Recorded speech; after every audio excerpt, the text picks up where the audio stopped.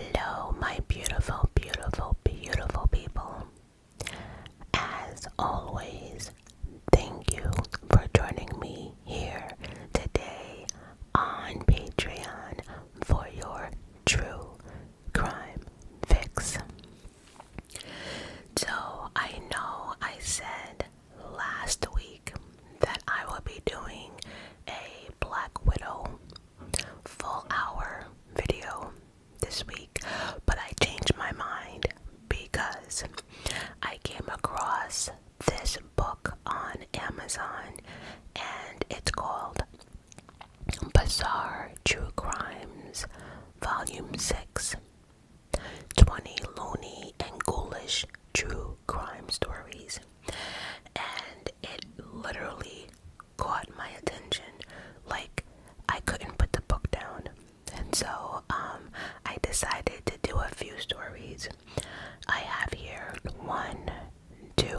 I'm sorry for what the hell is going on upstairs. I don't know what's going on upstairs.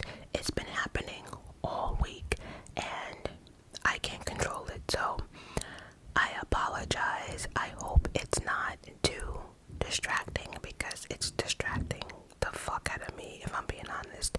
So, but anyway, I have 1, 2, 3, I have 4 stories that I want to read, and I would love to hear your input on what you think happened.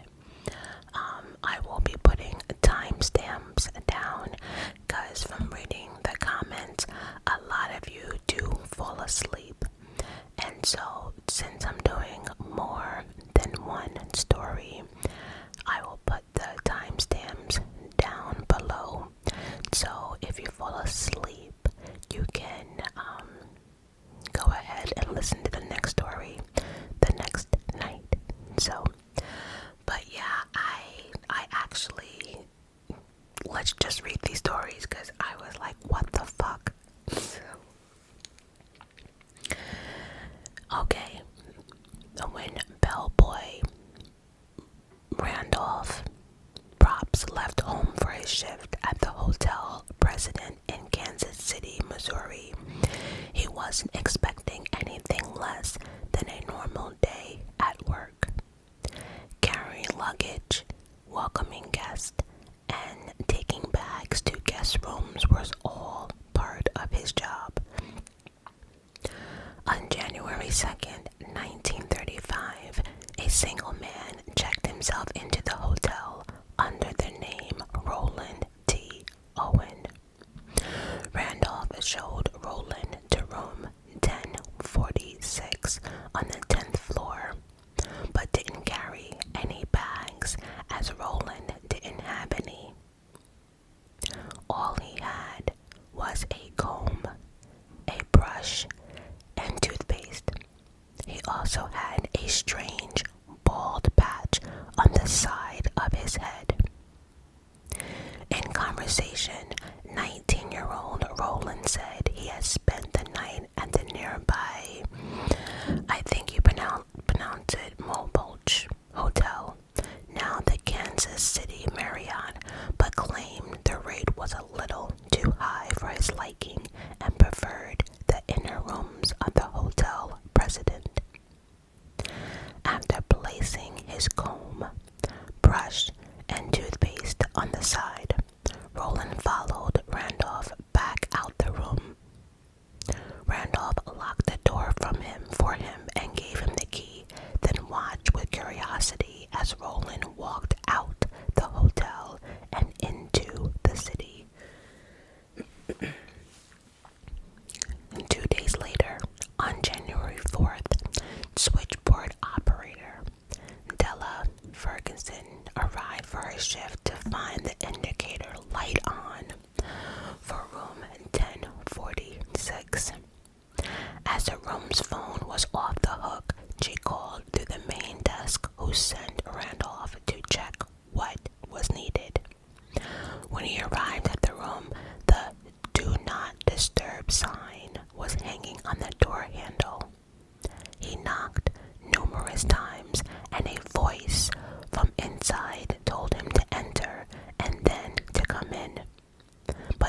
was locked from the inside, so Randolph went back down to the main desk. He told Della that the man was probably drunk and had to wait another hour before sending him back up. An hour later, another bellboy, Harold Pike, went to the room with a key and let himself in. The curtains were closed and the room was dark, but he could see that Roland was naked on the bed. He put the phone back on the hook and apologized for the disturbance. Another hour passed and the operator saw the phone was back on the hook again. Back off the hook again.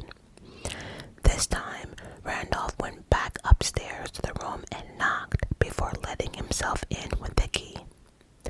Instead, Roland was on his hands and knees crawling towards the door. Randolph turned the light on and was shocked on what he saw. Roland was covered in blood, as were the walls and ceilings of the main room and the bathroom. Randolph ran back downstairs to raise the alarm. The assistant manager and another hotel worker managed to sit Roland on the side of the bathtub where they saw his injuries and immediately called the police. He had been stabbed multiple times in the chest, with 2 wounds having punctured his lung and one barely missing his heart. His wrists and ankles had been tied with electrical cord, with another stretch of cord around his neck. The bruising around his neck suggested someone had tried to strangle him. He had also been hit over the head multiple times, that he had resulted in a skull fracture. When police arrived with a doctor, they cut him free from the cords and rested him on the bed. When asked by the doctor who had done this to him, he answered with confident, "Nobody." As he began to pass out from the wounds, he said he had fallen and hit his head on the bathtub. The doctor asked him if he had been trying to kill himself, and Roland responded with, "No." Moments later, he lost consciousness just as the paramedics arrived. He was taken to a nearby hospital, but arrived in a comatose state. Shortly before midnight on January 5th, Roland died of his injuries, and so began a mystery that has still been a mystery to this day for actually close to a century. When police investigated the incident, many employees of the hotel came forward to talk about the strange experiences they had with Roland and the room itself. The day Roland checked in, one of the hotel maids, Mary, was doing her rounds on the 10th floor when she entered room 1046.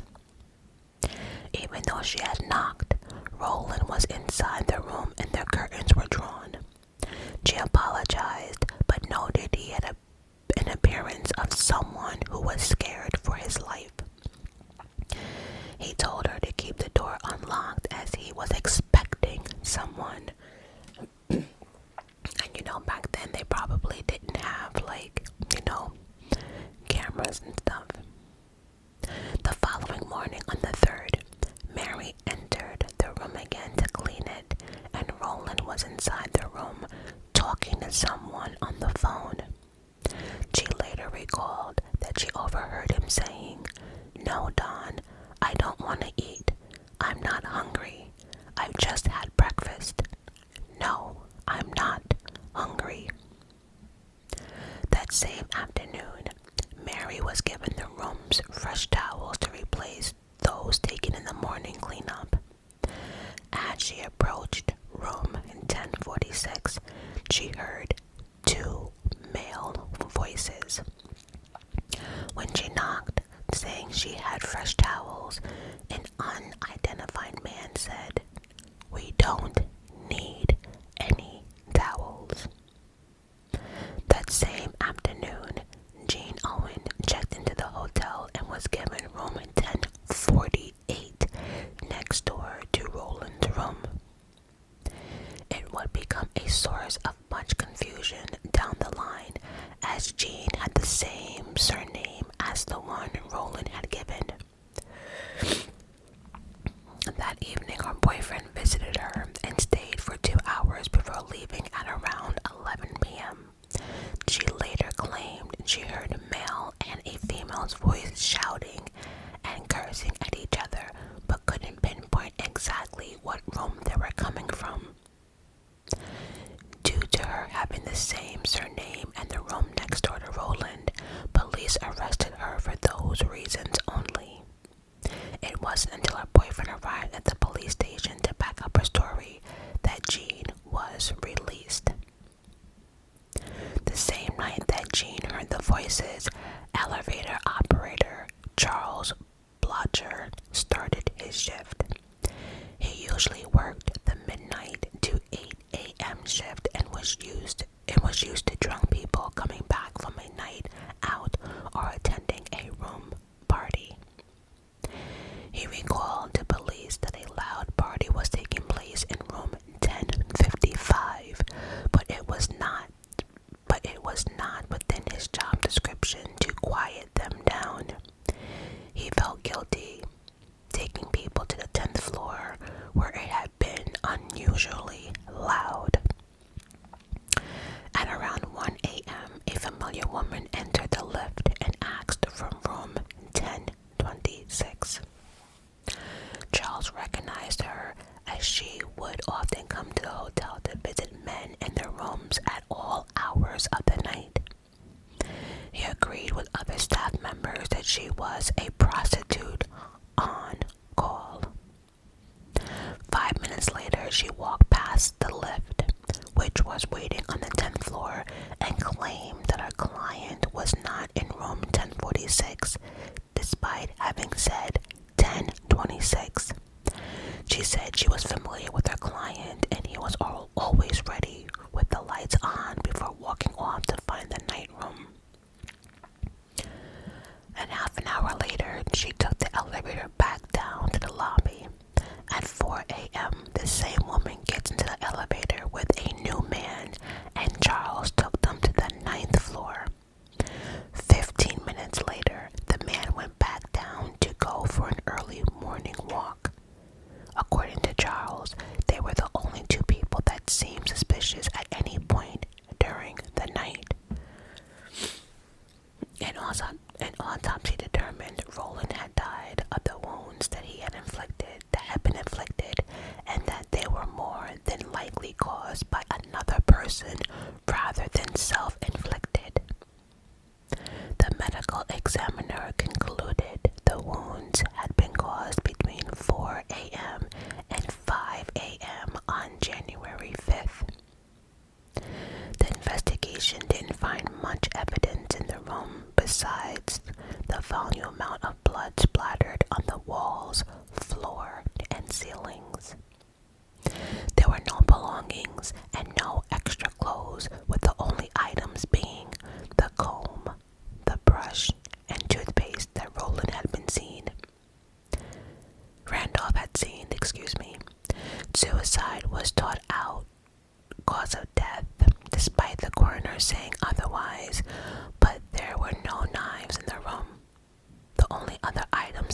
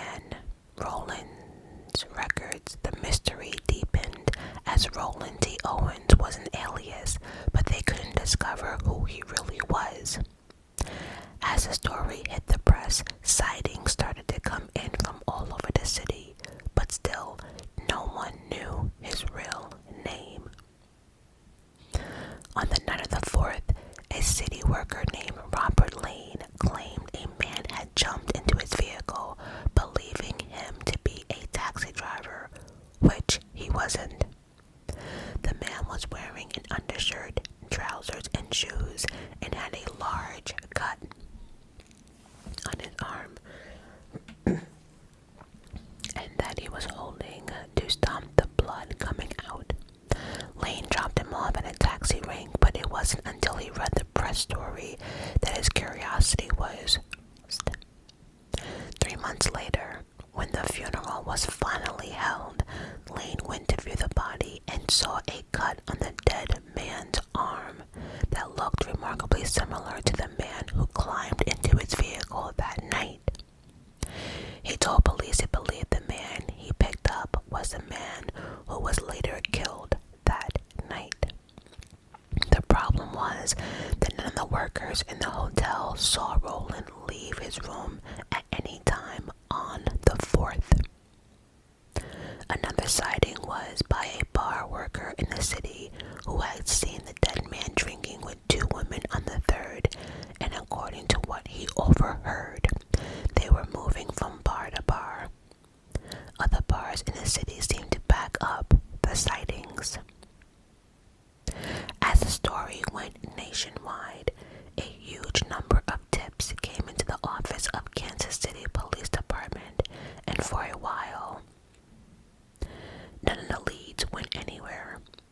Just a few days after the mystery man died, 2 more homicides occurred across the city, and the investigation into Roland began to die down.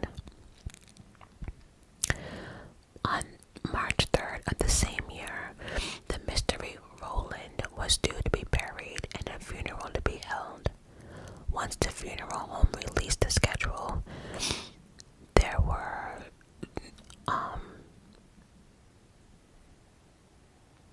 crazy amounts of phone calls and tips that came pouring in. One person said the man would finally be buried next to his sister. Another claimed the man had been married at the time he had an affair, hence the reason he was killed. The caller had arranged 2 women and himself to visit him at the hotel to dish out the justice that cheaters deserved. So it's like now, everyone has like a theory of what happened, right? Because let's talk about this real quick. It's really odd that a man checks in with, was it like a comb or toothbrush and toothpaste or something. He had no luggage, nothing like that. He was under an alias name. It's clear that he was running from something and that he needed to be up and out when he needed to, in my opinion. So now people are like, okay, well maybe since no one knows his real name, people are like, well maybe he cheated and maybe he caught up to him.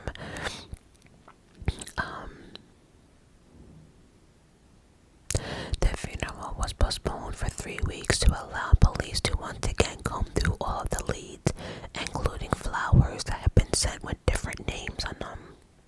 Detectives also posed as grave diggers in the days that followed in case of unexpected visitors to the burial site, because they always say that killers like to come back, or they like to like pay their respects or something. So 18 months later in Alabama, a friend of Ruby Ogletree gave her the latest issue of the American Weekly, which contained a rerun of the mysterious murder story.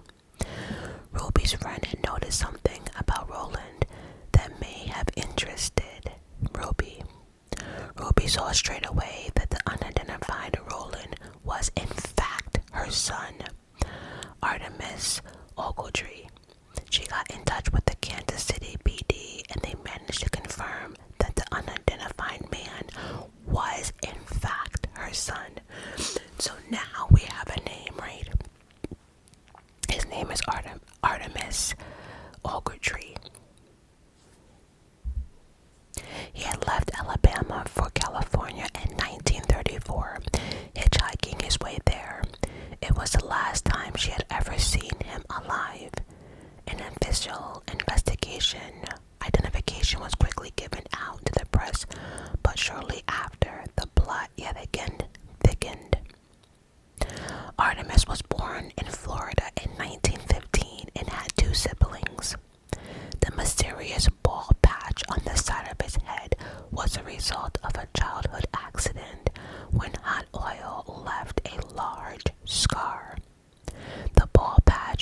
result of not being able to grow hair after the accident.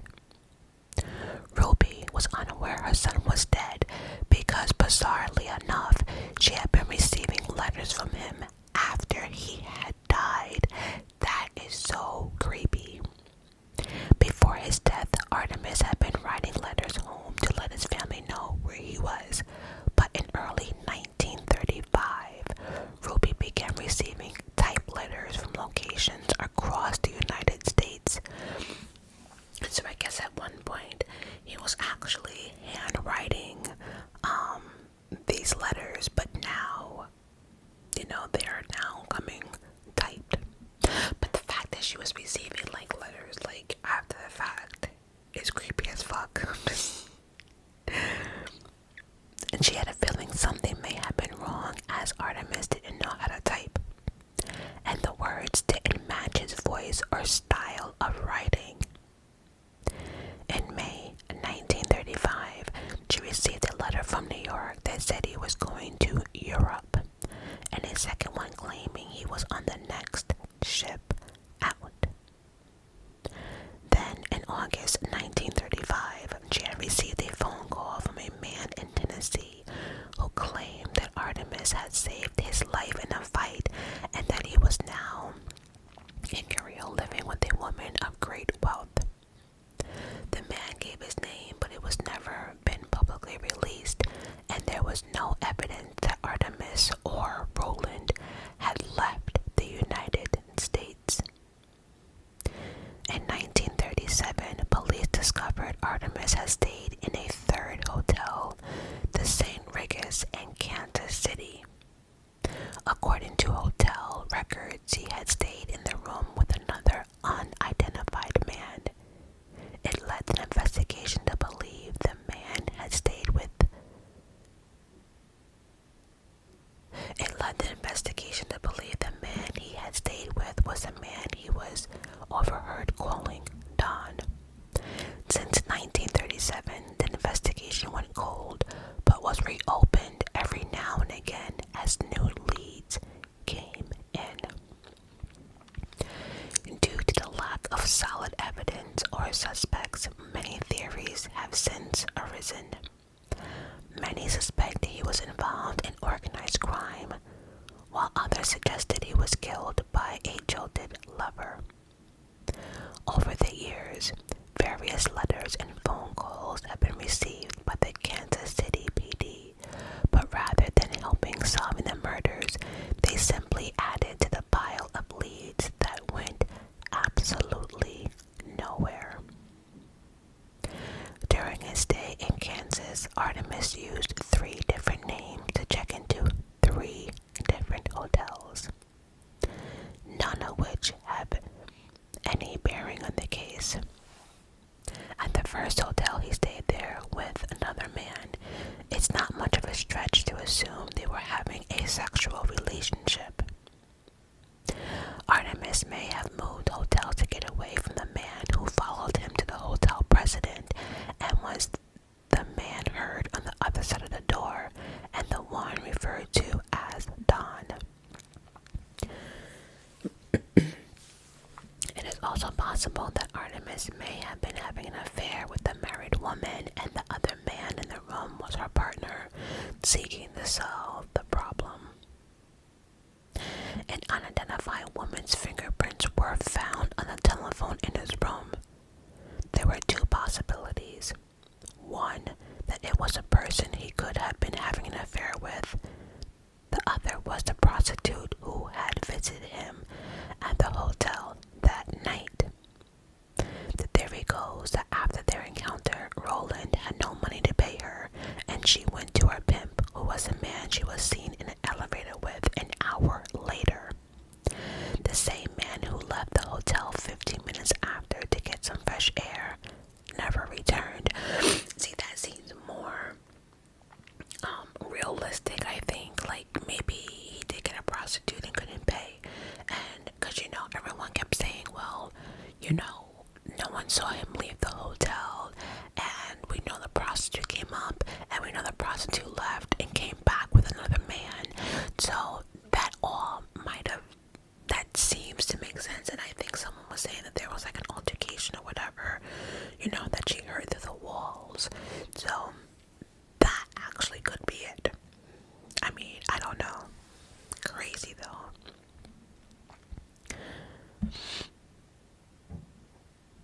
Um, the phone call to Ruby Ogletree was too detailed to have been completely untrue. The man claimed Artemis had protected him during a fight, which verified the city worker's account of an injured man looking like Artemis getting into his vehicle thinking it was a taxi.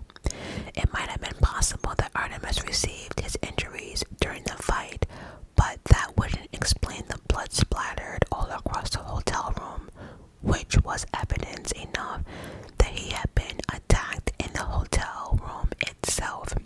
And we have to remember that there was blood splatter all over the walls, the ceilings, and then someone literally like tried to strangle him, and he was, I think he was banned. Other theories suggested one of the two bellboys or even the maid had killed him, and possibly included to make it look like someone else. Yet there was no obvious motive, and in fact the motive was something sorely missing from the investigation, for without it, cases are always harder to solve, right? That's like the only reason why I think that that prostitute pimp theory might be correct, because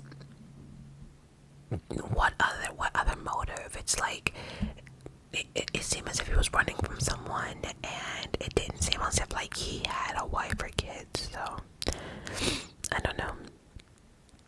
Some later theories suggested that Artemis attacked himself, which makes little sense as he was tied up at both the wrist and ankles.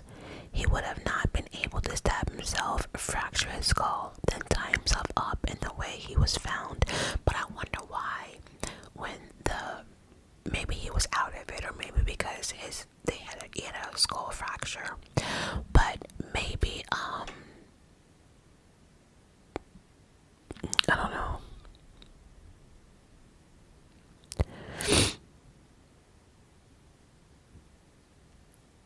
Yeah, there's no way he could have. The case of the murder in room 1046 is a mystery that has stood the test of time, simply because the deeper we go, the more confused and mysterious it gets. It's one of those cases that never goes away, in the hope that one day the truth will come out and Artemis will finally be laid to rest. That's crazy. I don't know, guys. Let me know what you think. Yikes. Okay, so let me write this down so I know. So we're at, okay, so 29, 20.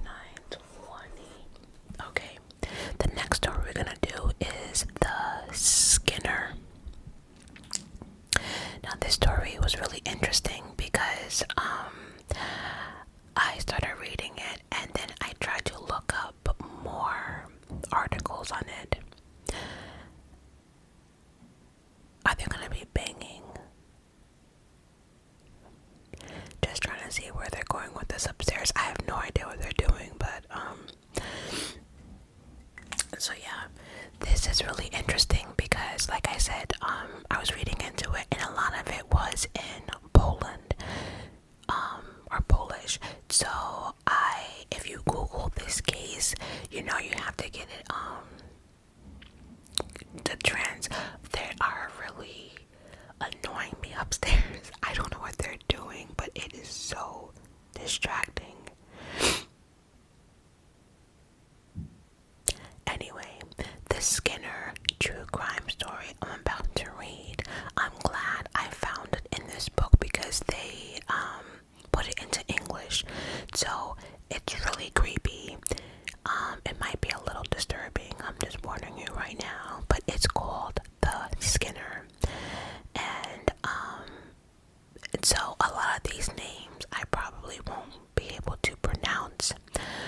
I did go on YouTube and a lot of people mispronounce their name for this reason, that this whole story literally is not in English, so people are trying to like piece together this story, so I'm kind of glad that it's here. But let's begin. Okay, now I think her name in English is pronounced Katarzyna. We're just gonna go with that. Katarzyna Zawanda was a 23-year-old religious student at the university close to Poland. She had been suffering from depression since the death of her father 2 years earlier. To help her through education, she chose to study psychology to aid her depression, but when that didn't work, she turned to a course of religious studies. Her friends described her as sad and withdrawn, but was considered a nice person who was easy to get along with. Katarzyna was due to meet her mother at a psychiatric unit on November 12, 1998, where she was being treated for her depression. When she failed to turn up, her mother filed a missing persons report. An investigation began, but went cold quickly as investigators had nothing to go on. And you know what? Due to the fact that she's 23 years old, they probably didn't take it as seriously yet because she's grown, you know.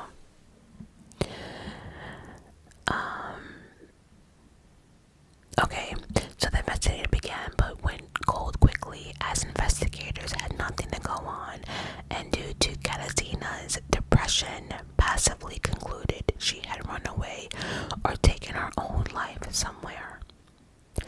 Just 2 months later, on January 6, 1999, investigators were proven wrong.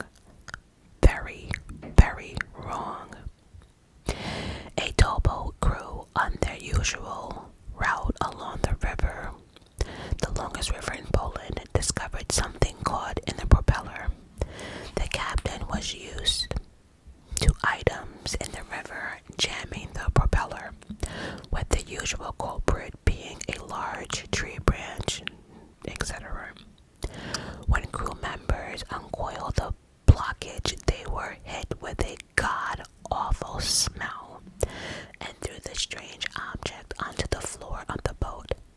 When they looked closer, they noticed a human ear sticking out and called the police. The remains were examined and tested, with new DNA technology proven they were the human remains of Katarzyna. But when they looked closer, they discovered something horrific. Police and the national medical examiner assumed Katarzyna had got caught in the propeller, which had led to the horrific state of the body. Aside from her left leg found in the river nearby, there was no body at all. No body, only her skin. They made the shocking discovery that the skin had been removed from the torso on purpose, and the limbs and head had been removed. Grimly, it was possible to wear the skin as a skin suit, which may have been the killer's intention. That's like Silence of the Lambs type shit. Like what? Now we out here wearing people's skins, right? Like as a skin suit. What the fuck?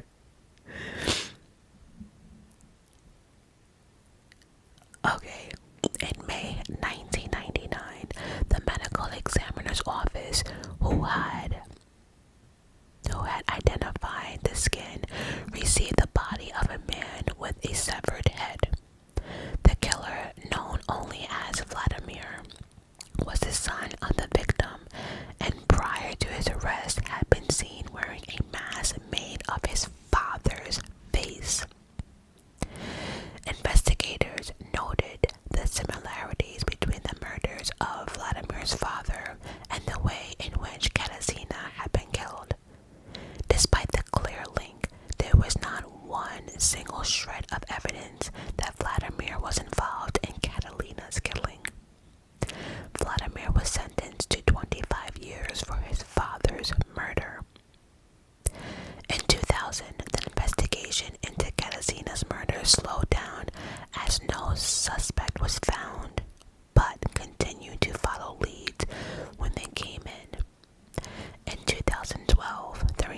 to her skated, and authorities enlisted the help of specialist Portuguese and American 3D analysts and DNA experts to help with a more thorough examination. The new investigation concluded that Katarzyna had been beaten, flayed with a sharp knife, and skinned while she had been alive, ultimately dying of blood loss when her organs were ripped out of her. What? Why? Why? Like, why? Why? In 2014, the FBI were happy to help, and they were happy to build a profile of the killer. They reported that the killer is who enjoyed harassing women and would most likely have a prior criminal record, possibly having served jail time. He also would have been known to Katarzyna. My thing is this though, like the person would have to have been good with a knife, right? Because let's be realistic, like how many out here know how to skin a human body? Like what the fuck? What, like, do you start with the toes? Do you start with the wrist? Like, this world is so, it's scary as fuck.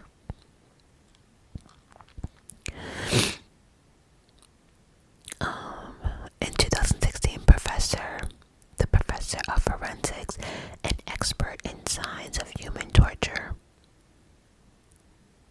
concluded that she had been tortured before her death. He also amazingly deducted that the killer was highly trained in a specific variation of martial art. It's something. Because like I said, most people out here don't know how to skin a human. I mean, where, like, do you buy a book for that? Like, Then 19 years after the murder in 2017, a team of cold investigators backed up with the profiles and building evidence were given a breakthrough that would solve the case. Since the recovery of Katarzyna's skin, the investigation had looked at many possible suspects, and one that interested them the most was Robert Janeski. But they had no evidence to go on. He had been raised in a strict religious household and was beaten by his father up until his teen years. As a child, he was known to abuse cats, dogs, and other small animals, which apparently wasn't flagged when he got a job at the Institute of Zoology, where he was able to watch the process of preparing animal skins for study.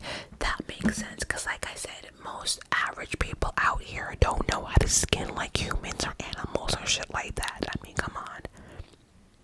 He was fired a day after he killed all the rabbits in the lab during this shift. What in the actual fuck?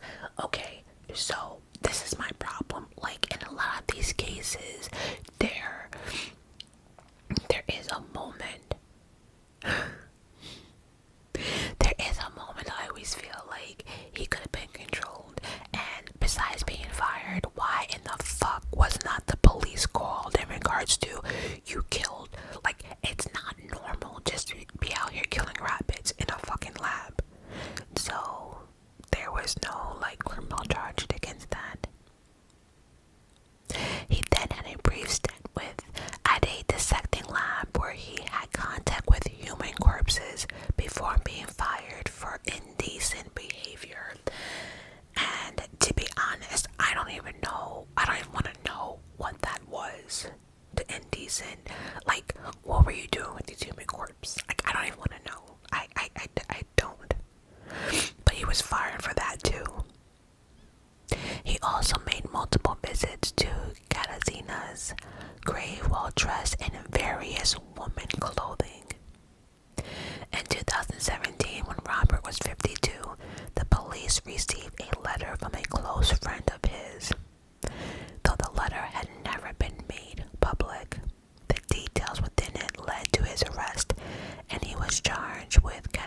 was first-degree murder. He also fitted the psychological profile from the FBI and the report from the professor, in that he was known to Katzina, hated women, and was trained in an obscured Eastern martial art. Due to the horrific nature of the case and the details of the crime, law officials requested a closed trial, which was granted. It's public knowledge that Robert was incarcerated, but no location has been disclosed, which might mean that he had been sent to a maximum security psychiatric hospital, where it's likely he will remain for the rest of his life. Yikes. Alright, so we're at 40 to 40. And we will do the Airy Lady of Dunes. That's the next story. So let me find it. Here we go. Okay. Read the tale of one of America's most infamous unsolved murder cases that involves the film Jaws and the son of Stephen King, multiple theories, and a mystery that remains to this day. And this will be the last story of this video. So remember, let me know down below what you think happened in these 3 stories, what your conclusion is, and yeah. So let's begin this last story. Airy Lady of Dunes. It's important to keep writing and reading about unsolved murder cases, I agree, because for the families of the victims, the death of their loved ones hangs like a cloud of pain above their heads and later their souls until such times when justice is served. I agree. You know, it sucks to have an unsolved case because everyone wants to know what happened to their loved one or their daughter or, you know, whatever. Many unsolved murders or historical cold cases are told today or being solved today due to databases and new DNA testing.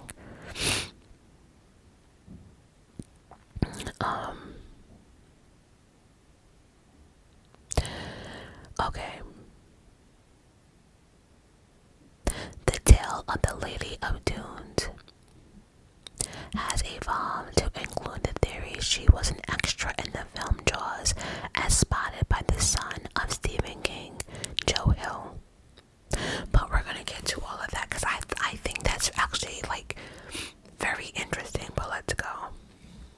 Tucked away in a cluster of trees on the dunes of Race Point Beach, the decomposed and partially decapitated body of a woman was found by a 12-year-old Leslie Metcalf, who followed her dog to the location.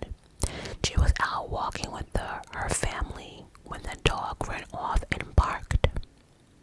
The girl followed the dog into dunes and saw what she thought was a dead deer, which was an uncommon sight in the region. But to her horror, she soon realized it was a body of a human. Her family raised the alarm, and almost 50 years, a mystery began. The body was laying face down on a green towel with a blue bandana and blue jeans under her head, as if she was resting on her front. The woman was nude with pink painted toenails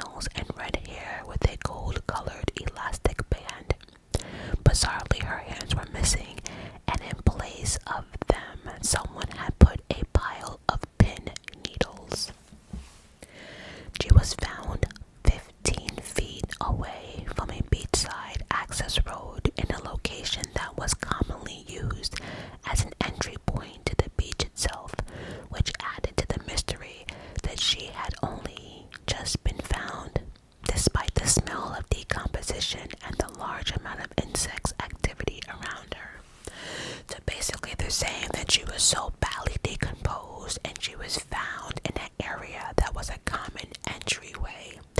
Why didn't no one see her? Why didn't no one smell her? And they're saying that there was all these insects and bugs and a smell. How can no one notice this young lady laying there, right? A medical examiner report concluded she was between the ages of 20 and 35 and had been dead for approximately 2 weeks. It has since been changed to include the possibility of death between 1 week and 3 weeks. So here's the thing.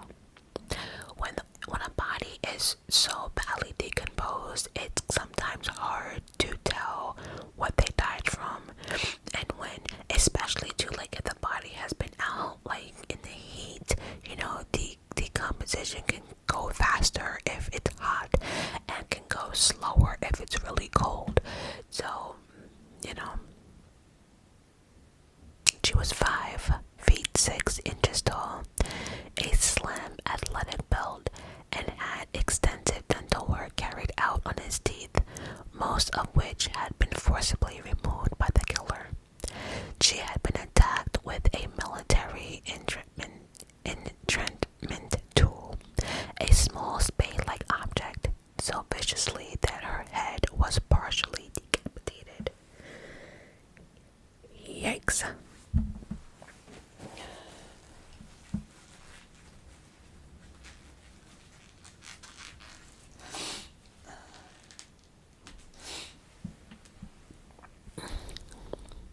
Along with her missing hands and teeth, one entire forearm had been removed.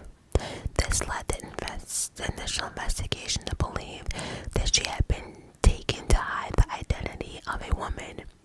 It is possible she had a tattoo on her forearm, or that the killer touched her there and took it off for his protection. I honestly think, like, if anyone wanted to murder me, right, they would definitely have to remove my forearm, well, both of my arms, because they're tatted, and then they would have to remove my right leg, and they would have to remove the skin off my back, and then they would have to remove the skin off here. Like, I'm fucked. See, I can't be the person to murder it, because you can just identify me, like, right away.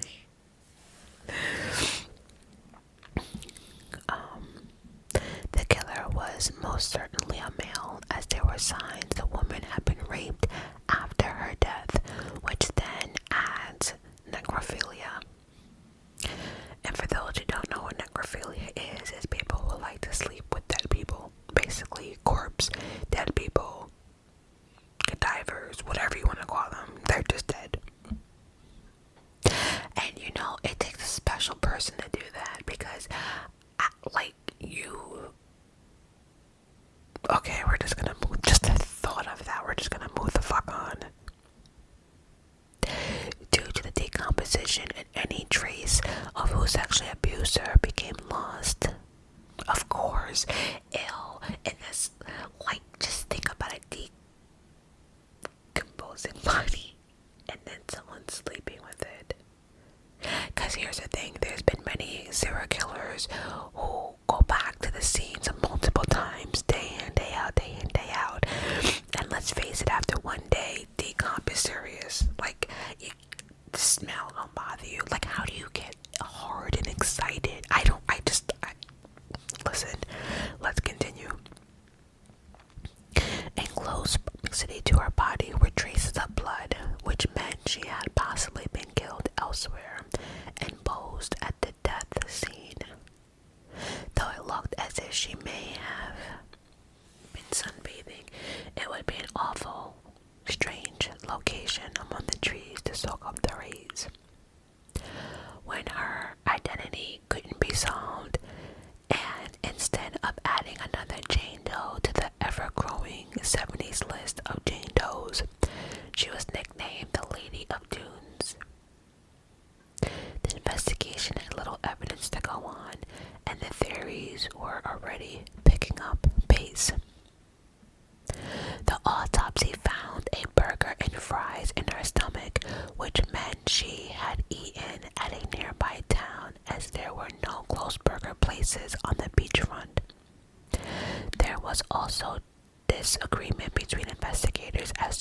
she was killed at the site or elsewhere.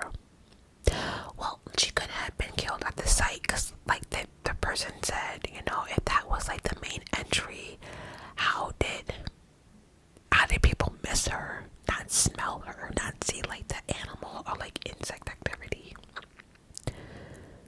Those who believe she was killed at the location pointed to the angle of the head injuries as if someone had been lying next to her. It assumed that the killer knew the victim well, and if it was her lover, then it stands to reason why they had decided to sunbathe in a more private location. If the body had been placed at the location, then a vehicle would have been used to drive her there.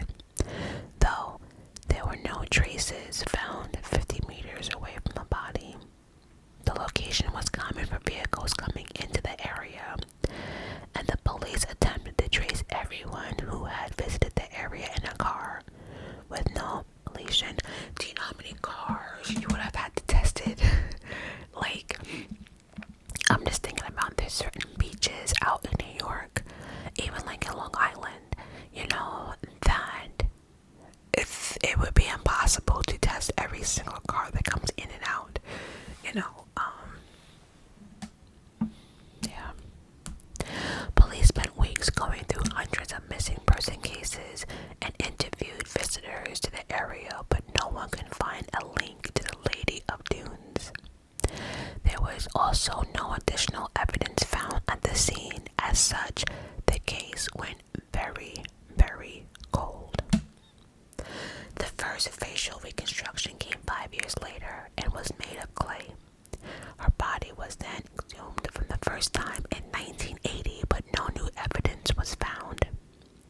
She was buried again, but without her skull, which was bizarrely used as a paperweight by the Providence Town Chief of Police on hopes on solving her case one day.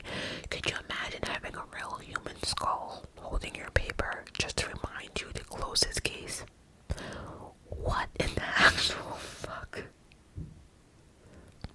The second exhumption was 20 years later in 2000, when the investigators hoped that new DNA technology could point to her identity.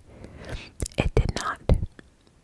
In 2010, her skull was put through a CAT scanner for a modern update on a facial reconstruction, but again, the image led nowhere. With DNA evidence on hand, it was easy to discard many people who had come forward and claimed to be related to her.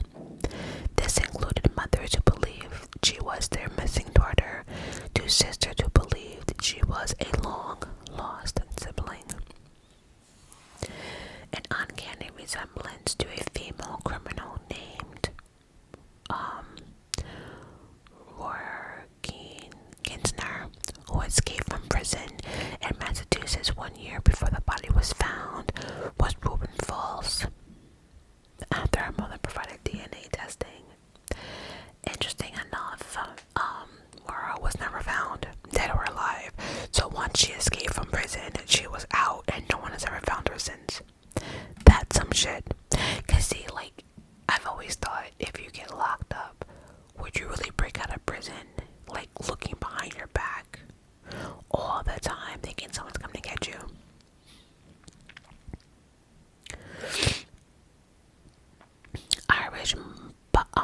Irish mob boss Whitney Bulger was linked to the murder, as he was known to remove his victim's teeth and had been seen hanging around with a female matching a woman's description shortly before her discovery. No evidence has emerged beyond circumstantial to link him to the murder, and he was never known for raping dead women.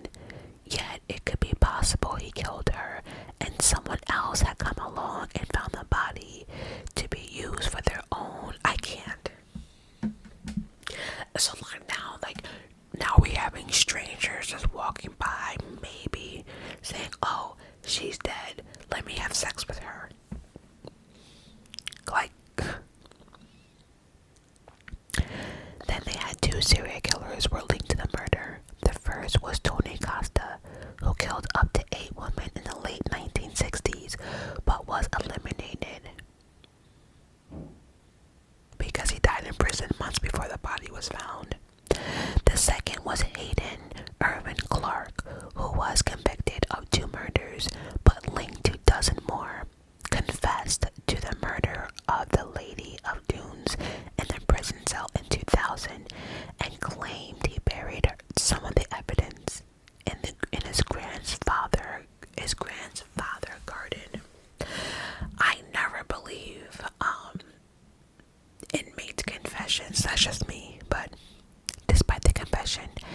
was ruled out as a suspect at the time. However, years later, he sent a letter to a friend with a drawing of a woman lying on her front and a hand-drawn map of an area that looked similar to the woman's location. When the police searched his grandfather's house, they found a bucket buried in the garden, which contained over 200 pieces of jewelry. Clark told them that they were trophies from his victims, and if it were to be believed, that he may have been the most prolific serial killer in the United States. Clark suffered from paranoid schizophrenia. I'm sorry, but upstairs, we're wrapping this up anyway. And experts have ruled out his involvement, claiming his confessions are nothing more than his desire to have control over the police and to give himself a name as one of the worst serial killers. So basically, they're saying that the guy in prison lied. He was just trying to make a name for himself. He wanted to control the police department by saying he knew some stuff. They're like sawing something upstairs. What the fuck? Alright. Joe Hill, the son of Stephen King, got involved in a web sleuthing after reading a book on the subject in 2015. So the son of Stephen King is reading about this, the Lady of Dunes, right? In the same year, after watching a documentary on the Lady of Dunes case, he went to watch an anniversary screening of the 1975 film Jaws, which had been filmed less than 100 miles away from the location of the body on the island of Martha's Vineyard. Listen very carefully if you want to understand what's going on here. Like I said, Stephen King's son read up about the Lady of Dunes, right? And he decided, after he read up on that case, he went to a screening, an anniversary screening of the 1975 Jaws, right? Fresh in his memory with the facial reconstruction and the clothing found at the scene, including the bandana and jeans, he watched in disbelief.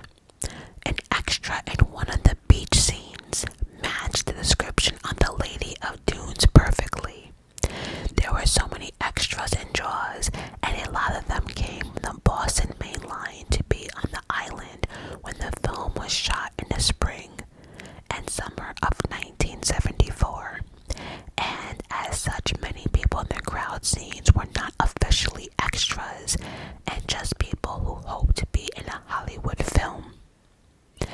Hill went to police with the discovery, and they located the scene at 54 minutes.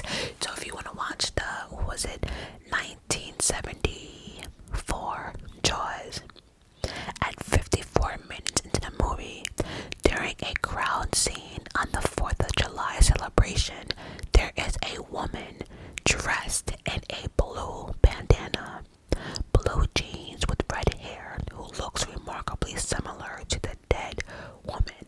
So go rent Jaws, 54 minutes in, look for a woman that was dressed in a blue bandana, blue jeans with red hair. That's who we're talking about. Hill said, what if the young murder victim no one has ever been able to identify has been seen by hundreds of millions of people in a beloved summer classic, and they didn't even know they were looking at her? The FBI claimed that odder ideas have solved cold cases. Interestingly enough, no one has come forward to claim they know who the extra was. So they see it, but no one can claim who she is. Almost 50 years after her death, and with large frequent investigations taking place, no new evidence or information has come to light, and the Lady of Dunes has become less of a cold case and more of a case that remains frozen in time. Two things happened on the beaches of Massachusetts in 1974. A blockbuster